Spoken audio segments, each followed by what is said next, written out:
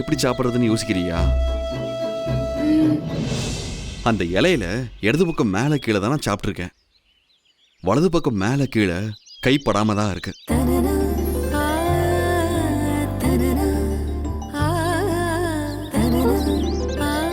அதுல நீ சாப்பிட்டு போ. சரி, போய் சாப்பிட்டு போ.